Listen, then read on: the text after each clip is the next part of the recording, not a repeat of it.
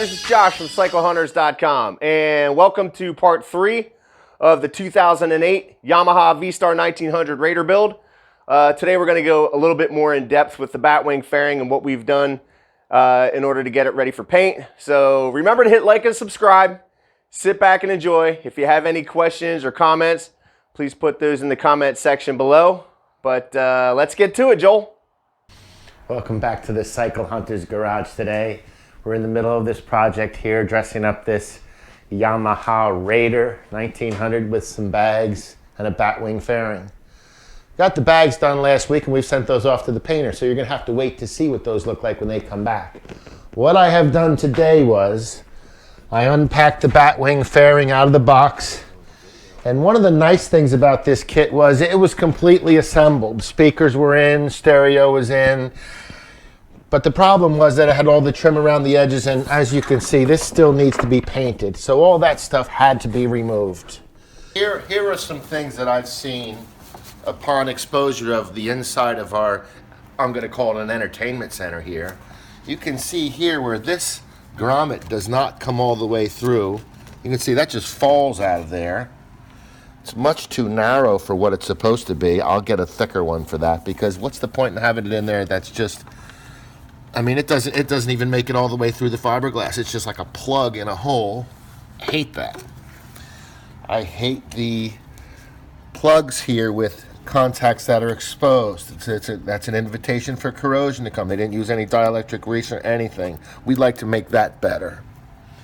Has a lot of plugs and things here that come through the harness. And again, this side too, you can see here, the plug doesn't even come all the way through. I mean, I can push that out just like that. We need to do better than that, fellas. I mean, that's rubbish, okay?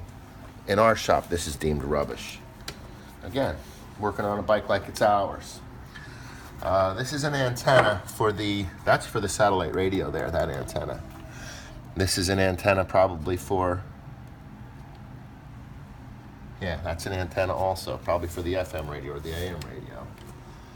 And that wire just runs around there. So again, we're gonna take pictures of this so we can return it to the way it needs to be.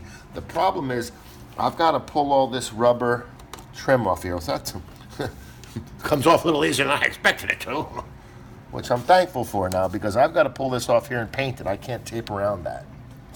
So I've got a little surgery to do here, but we're concerned about making it right. That's what we do here at the Cycle Hunters.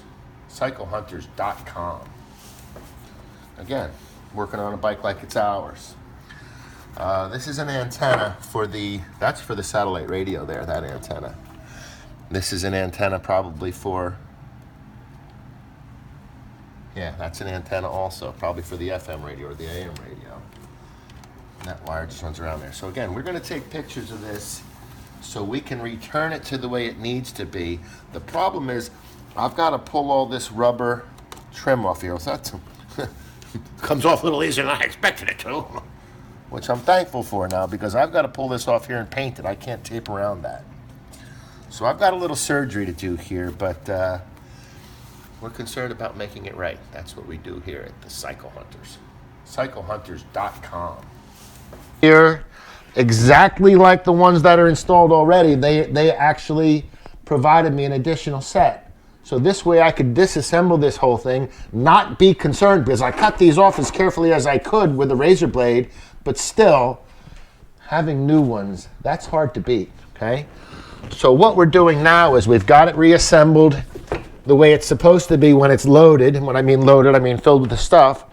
And what we're doing now, prior to taking it to the painter, we're gonna fit it to the motorcycle, adjust the brackets correctly, so that then we can take those quick release brackets that are used to install it,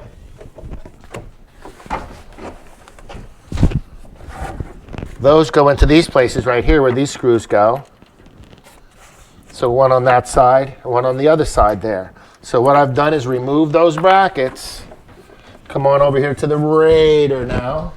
And you can see here, I've put the clamps around the fork tubes. This side here is complete. Has a wider grommet on the bottom and a narrower one on the top. They really could be the same depth, those grommets, but it doesn't matter as long as they lock on there.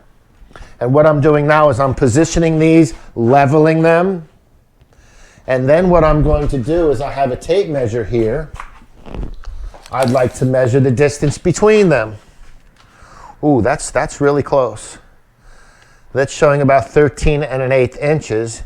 But the reason for that measurement is because when you come back over here to the main piece, let me stand this up here. Remember, we were just talking about this is where those brackets go, and you can see, ooh, that's about 13 1/2. Okay, now it's important for us to make sure that this measurement, side to side, is as close as we can make it to this measurement, side to side, because that's where those pieces go, okay? So this just takes, again, take your time. This isn't a race. Do it right. We're going to just manipulate these a little bit. I'm going to get them leveled. I'm going to measure how high it is, how wide they are. These really need to be pointing straight when the handlebars are straight. You can really get behind the handlebars and see them here easily. So that's our next step, to get that nose attached to the bike. Once we have all this mechanical fitting done, then we're going to send them off to the body shop to give them, it's like a woman getting her nails done, man. You know, they look great by themselves, but they look even better when they've got some color on them, you know. So just give me another minute here and let me get these leveled out and tightened up, and then we're going to try to fit that nose piece on there and see what kind of success we can have. Success is all we're interested in. Not interested in these not fitting. So let's make them fit. Let me fit it. So I'm going to need to put some washers in there to buffer that a little bit. I would say it's going to...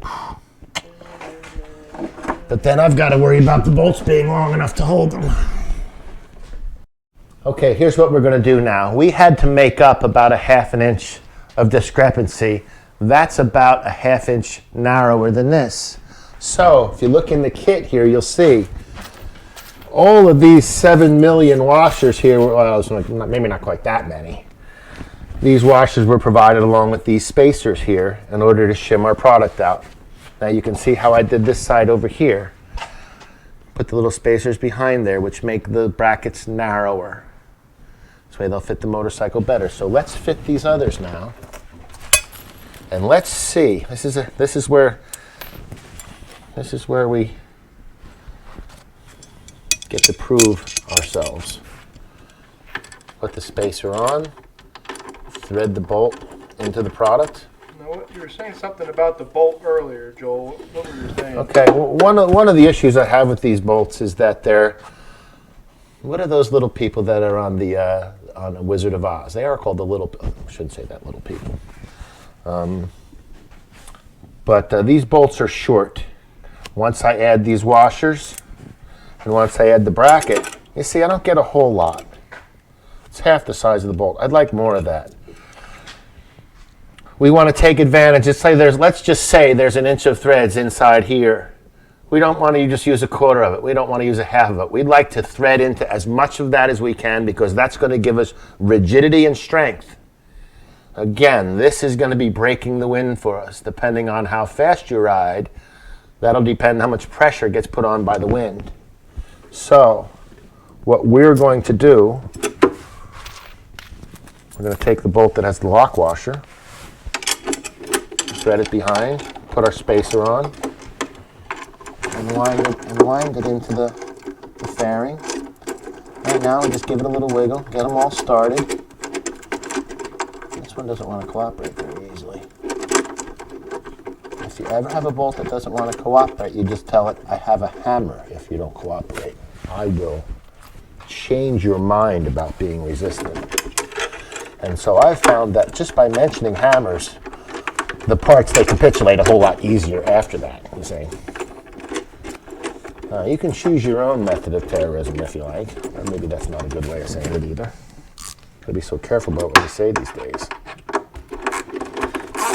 Your own method of application, let's just say. See, now again, you remember when we started doing the bags, we want to do all this makeup work before we make them pretty, before we take them to the paint shop.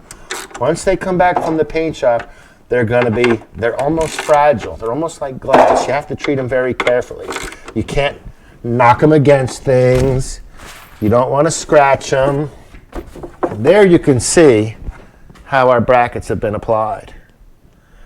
Now we have a test. Now we're going to take it over to the Yamaha Raider, and we're going to see if it fits as well as I hope it does. Come on, let's go. Set the bottom into the post that we've already provided. Set it this. Let me get around to the top where I can see it here because I need to be on top of the headlight. One side, the other side.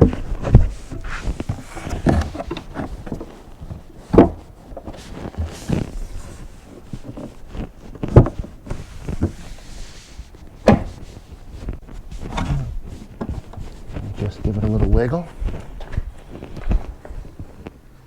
Give it a little wiggle. A bit of pressure.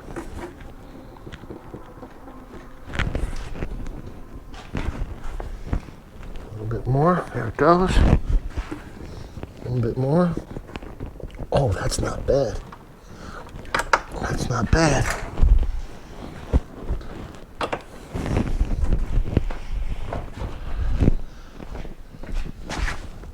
I have to tell you, I'm pretty pleased with that. Not bad for a one-shot deal. Take a look at it from the front there, Gizzardich, and see what it looks like from there. Now you see it's applied. Moves with the steering wheel. The visor's going to be on here. It's going to be a little bit taller than that. You see it's nice and strong. Pass the vazoo. That's what we do here at Cycle Hunters. Take the times to fit them right so that our customers can have the best possible product that's available. I think we did pretty well.